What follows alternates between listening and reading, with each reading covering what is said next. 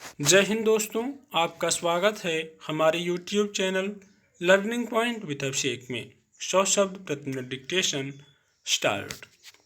इस वक्त महंगाई पर काबू पाना सरकार के लिए चुनौती बना हुआ है। उस पर पेट्रोल, डीजल, रसोई गैस और प्राकृतिक गैस की कीमतों में लगातार बढ़ोतरी हो रही है।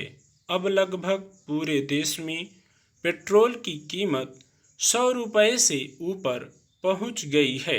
डीजल भी उसी के नक्शे कदम पर चल रहा है। कुछ दिनों पहले ही रसोई गैस के सिलेंडर की कीमत में भारी बढ़ोतरी की गई थी। अभी प्राकृतिक गैस यानी सीएनजी और पाइप के जरिए घरों में पहुंचाई जाने वाली रसोई गैस यानी पीएनजी की दरों में भी इजाफा कर दिया गया है। स्वाभाविक ही इसका असर आम लोगों की रोजमर्रा की जिंदगी पर पड़ रहा है। कोरोना काल में बाजार, कारोबार, उद्योग धंधे बंद होने की वजह से लाखों लोगों के रोजगार छिन चुके हैं। लाखों लोगों की वेतन वाली नौकरियां जा चुकी हैं। निजी संस्थानों में कर्मचारियों के वेतन में भारी कटौती की गई है। जो फेरी लगाने, मिस्त्रीगिरी, इधर से उधर सामान पहुंचाने वगैरह का काम किया करते थे, उनके धंधे में भारी गिरावट आई है। ऐसे में देश के हर वर्ग के सामने अपने दैनिक खर्च में संतुलन बिठाना मुश्किल हो रहा है। इस पर पेट्रोल, डीजल, रसोई गैस आदि की ऊपर चढ़ती कीमतें उनकी चुनौतियां और बढ़ा रही हैं। ईंधन की कीमतें बढ़ने से रोजमर्रा इस्तेमाल होने वाली दूसरी वस्तुओं की कीमतें भी बढ़ती हैं। उनकी उत्पादन लागत, ढुलाई आदि पर खर्च बढ़ जाता है, जिसे अंतिम रूप से आम उपभोक्ता को ही वहन करना पड़ता है। लोगों की कमाई लगातार घटती गई है और उनके रोज के यातायात और खाने पीने पर खर्च बढ़ गए हैं। इसके अलावा बच्चों के स्कूल की फीस, उनकी पढ़ाई लिखाई से जुड़े दूसरे खर्चों को संभालना मुश्किल है। स्थिति यह है कि इस वक्त महंगाई अपने चरम पर है। उसे काबू में करने के तमाम प्रयास विफल हो चुके हैं।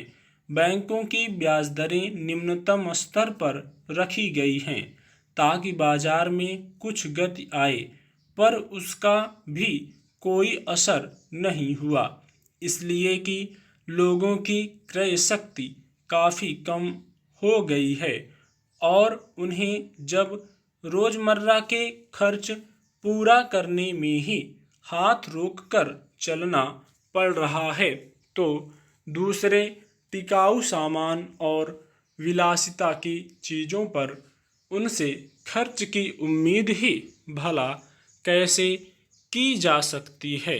स्वाभाविक ही महंगाई की सबसे बुरी मार निर्धन और औसत आय वाले परिवारों पर पड़ती है।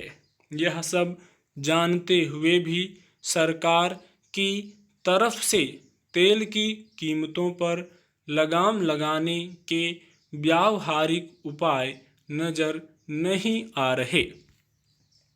यह ठीक है कि जब अंतर्राष्ट्रीय बाजार में कच्चे तेल की कीमत बढ़ती है तो उसका असर खुदरा कीमतों पर भी पड़ती है, मगर यह कोई पहला मौका नहीं है जब कच्चे तेल की कीमतें बढ़ रही हैं। पिछले कार्यकाल में केंद्र सरकार ने पेट्रोल और डीजल की कीमतों पर इस तर्क के साथ सीधे अतिरिक्त कर लगाए थे कि उस राशि का उपयोग तेल संकट के समय में किया जाएगा। उस राशि से तेल पुल बनाने की भी योजना थी।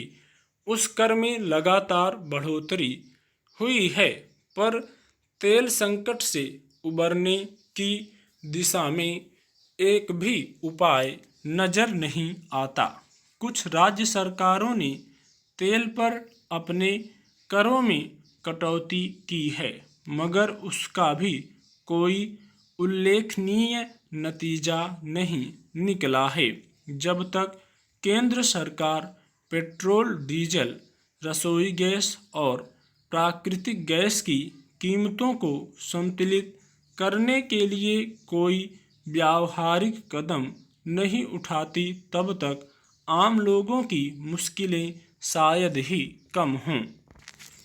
ऐसा जीवन अर्जित कर पाना कम ही लोगों के लिए मुमकिन हो पाता है।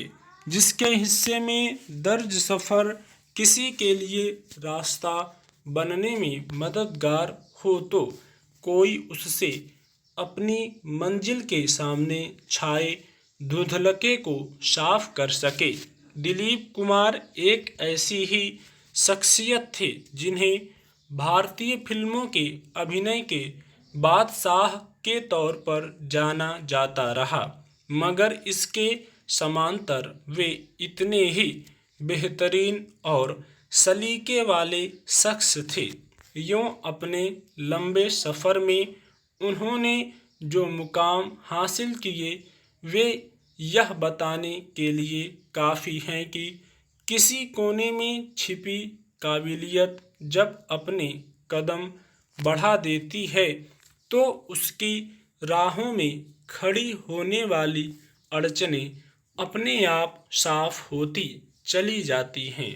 दिलीप कुमार ने जब फिल्मी दुनिया में अपने कदम रखे थे, तब शायद उन्होंने सोचा भी नहीं होगा कि आने वाले वक्त में वे न सिर्फ एक बेहतरीन कलाकार के तौर पर जाने जाएंगे, बल्कि सिनेमा का सरताज मानी जाने वाली शख्सियतें भी उन्हें एक संस्था की शक्ल में याद करके इज्जत बख्शेंगी।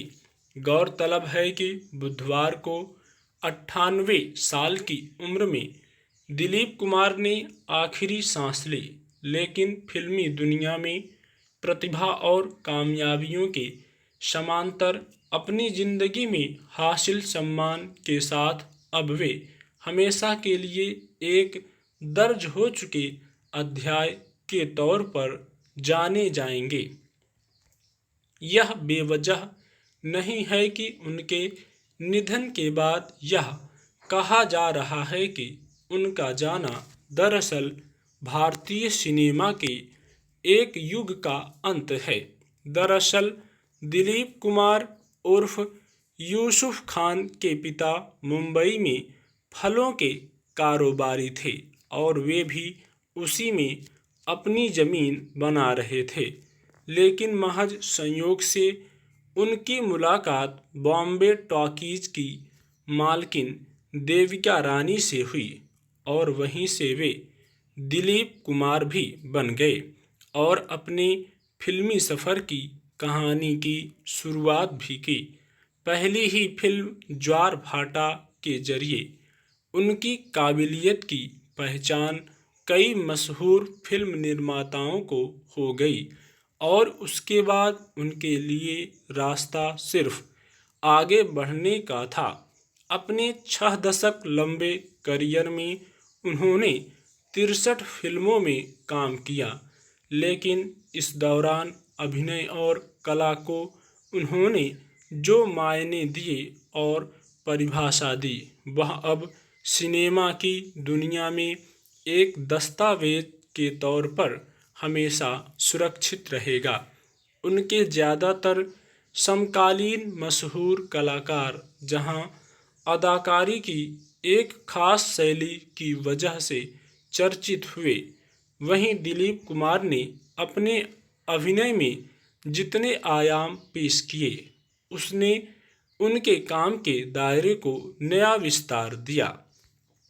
हर किरदार में डूब जाने के उनके सलीके को इस तरह समझा जा सकता है कि कोहिनूर में सिर्फ एक गाने में सितार बजाने की भूमिका के लिए उन्होंने सितार सीखने में लंबा वक्त दिया, तो नया दौर में तांगा चलाने के दृश्य को ठीक से करने के लिए उन्होंने तांगा चलाने वालों से बाकायदा उसका प्रशिक्षण लिया।